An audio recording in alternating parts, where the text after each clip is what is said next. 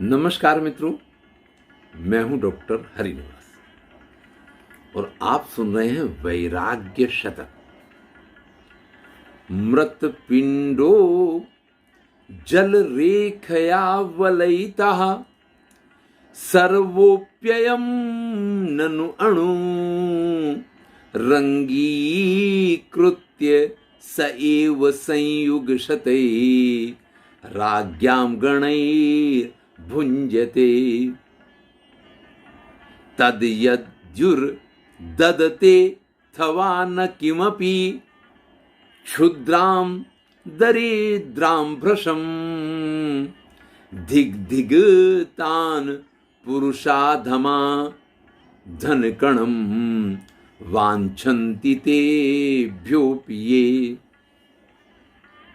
देखिए भैया, वैराग्य शतक है, महाकवि भर्तृहरि की रचना है और हम देख रहे हैं कि इस समय वो राजाओं के बारे में कुछ कठोर शब्दों का भी प्रयोग कर रहे हैं, लेकिन साथ में आपसे भी कुछ कह रहे हैं। ये हर समय की राजनीति को भी लागू पड़ेगा। कहते हैं माटी का एक टुकड़ा है, एक पिंड है जो जल रेखा वलयिता, जल से घिरा हुआ है। ये पृथ्वी कैसी है भाई? चारों तरफ तो 7 समुद्र हैं, बीच में कहीं कहीं कुछ कुछ भाग ऐसे हैं कि किसी भूभाग को आप भारत कहते हैं, किसी को आप एशिया खंड कहते हैं, किसी को आप अमेरिका खंड कहते हैं। लेकिन ये आपको पता है कि जल ज्यादा है और स्थल कम है। इसलिए कहा है कि मिट्टी का एक टुकड़ा जो जल से घिरा हुआ है, क्या है? अगर आप इस पूरी सृष्टि की बात करेंगे, इस ब्रह्मांड की बात करेंगे ना, ननु अयम अणु, तो एक अणु से ज्यादा कुछ नहीं है। इसकी स्थिति पूरे ब्रह्मांड के अंदर एक अणु से अधिक नहीं है। अब उसके लिए भी क्या होता है?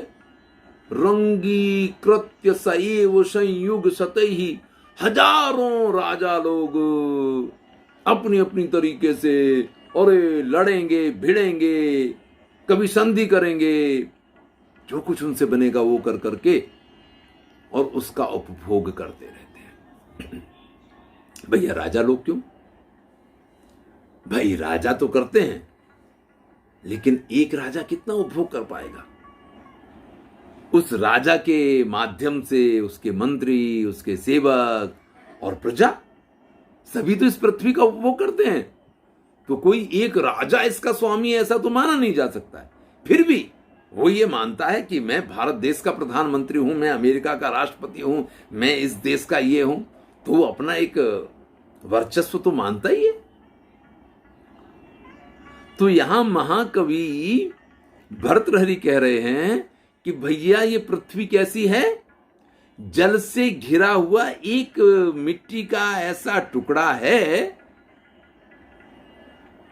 इस ब्रह्मांड में जिसकी स्थिति एक अणु से अधिक नहीं है, और उस अणु को हजारों राजा मिलकर के उसका उपभोग करने में लगे पड़े हैं कि हम राजा, हम राजा, हम राजा।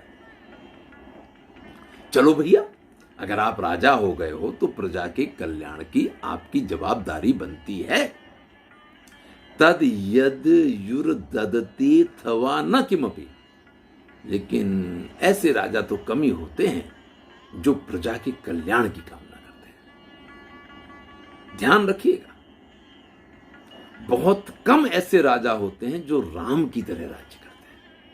कुछ लोग दिखावा ज्यादा करते हैं, लेकिन प्रजा के कल्याण के उतने काम उनके यहां होते नहीं है। मैं किसी पार्टी का पक्षधर नहीं हूं, लेकिन फिर भी मैं ये अवश्य कहता हूं कि आजकल भी जो राजनीति चल रही है, वो राजनीति भी वोट बैंक की ही राजनीति है, और ये हर राजा के साथ रहा है। इसलिए भर्तृहरि को ऐसा लिखना पड़ता है। हो सकता है इससे पहले की सरकारों ने तुष्टीकरण की राजनीति की हो, तो उन्होंने मुस्लिम तुष्टीकरण किया, तो इस समय आप कहें भले ही कि साहब सबका साथ सबका विकास, आप काम सबके लिए कर रहे हैं, लेकिन वोट बैंक के लिए आप कहीं ना कहीं हमारा हिंदुओं का तुष्टीकरण कर रहे हैं। जो कि हिंदुस्तान है, इसलिए इस चीज को गलत नहीं माना जा सकता है, और जो गलत मानते हैं वो खुद में गलत है। लेकिन वास्तविकता यह है कि इसमें प्रजा के कल्याण की ही कामना से यह काम किया जा रहा है, यह बात बिल्कुल नहीं कही जा सकती। अगर प्रजा के कल्याण की कामना से किया जा रहा है तो प्रजा के मन में उठने वाला छोटे से छोटा दुख वो राजा की समझ में आना चाहिए। चाहे वो बच्चों की पढ़ाई का प्रश्न हो, चाहे वो महंगाई का प्रश्न हो, चाहे वो कोई भी प्रकार का प्रश्न हो, हर प्रश्न ऐसा होना चाहिए जो राजा को व्याकुल बनाए। हर प्रश्न होना चाहिए जिस पे राजा को इतनी अधिक चिंता हो कि नहीं, ऐसा प्रश्न खड़ा क्यों हुआ, उससे पहले इसका निराकरण होना चाहिए। लेकिन ऐसा नहीं होता है, ये अपेक्षा भी कुछ अधिक है, हम ऐसा कह सकते हैं। आहा, अगर हम ये अपेक्षा रख रहे हैं तो महाकवि भर्तृहरि कहते हैं धिग धिगतान पुरुषान, अरे ऐसे पुरुषों को धिक्कार है जो ऐसे अधम राजाओं के पास से भी थोड़े से धन कण की अपेक्षा रखते हैं। तो भैया, राजा अपना राज्य करता है, वो कोई बहुत बड़ी ऐसी शक्ति नहीं है, वो कोई ऐसी बहुत बड़ी तोप नहीं है कि जिसके आगे हाथ फैला के और हम ये समझें कि हमारा कल्याण हो जाएगा।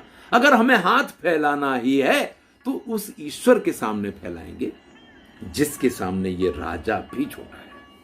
ये बहुत बड़ा संदेश है यहां पे कि जीवन में कोई कितना भी सफल हो, वो आपके सामने है, तो भी अगर हमें याचना करनी है, हमें मांगना है, तो हमें उससे नहीं मांगना है। हमें जो मांगना है वो अपने ईश्वर से मांगना है। हमें विश्वास अपने ईश्वर का रखना है, नहीं कि उस राजा का, नहीं कि उस सत्ताधीश का, नहीं कि उस सेठ का, नहीं किसी ऐसे व्यक्ति का जो मुझसे श्रेष्ठ है। अगर हम किसी की श्रेष्ठता के कारण उसके पास से कुछ अपेक्षा रखते हैं, तो अगर श्रेष्ठ है तो उसको स्वयं इस चीज का ज्ञान होना चाहिए कि आपको क्या चाहिए, तो उसको आपकी मदद करनी चाहिए। लेकिन अगर वो आपकी मदद नहीं कर रहा है, इसका मतलब वो श्रेष्ठ नहीं है, वो स्वार्थी ही है। और अगर वो स्वार्थी है तो उसके पास हाथ नहीं फैलाना चाहिए। तो हाथ तो किसके पास फैलाना चाहिए? ईश्वर के पास फैलाना चाहिए। नहीं तो महाकवि भर्तृहरि कहते हैं ऐसे लोगों को धिक्कार है जो ऐसे लोगों के पास से भी इस प्रकार की कामनाएं करते हैं। धन्यवाद। वैराग्य शतक है, आनंद लीजिए। अच्छा लगे तो मित्रों के साथ शेयर अवश्य कीजिए। मैं हूं डॉक्टर हरिनिवास।